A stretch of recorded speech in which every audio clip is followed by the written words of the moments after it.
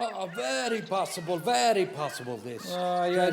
Yeah, nothing like a good glass of Chateau de Sachet, eh? Just Oh, saying. you're right there, Obadiah.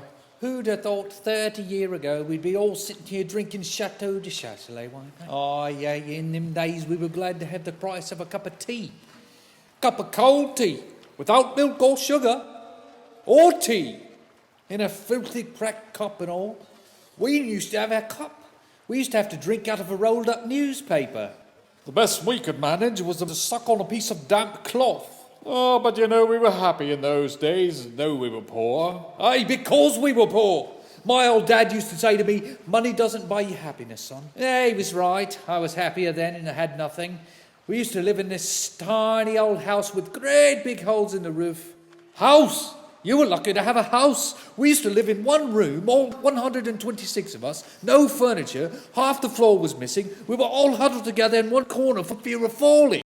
You were lucky to have a room. We used to have to live in a corridor. Oh, we should dream of living in a corridor. Would have been a palace to us. We used to live in an old water tank and a rubbish tip. We got woken up every morning by having a load of rotting fish dumped all over us. House. Well, when I say house, it was only a hole in the ground covered by a piece of tarpaulin, but it was a house to us. We were evicted from our hole in the ground. We had to go and live in a lake. You were lucky to have a lake. There were 160 of us living in a shoebox in the middle of the road. Cardboard box. Aye. You were lucky. We lived for 3 months in a brown paper bag in a septic tank. We used to have to get up at 6 o'clock in the morning, clean the bag, eat a crust of stale bread, go to work downmill for 14 hours a day and week in, week out, and when we got home, our dad would thrash us to sleep with his belt.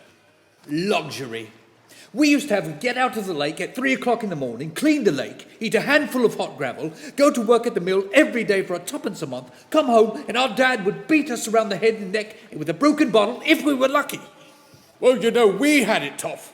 We used to have to get up out of the shoebox at 12 o'clock at night and lick the road clean with our tongues.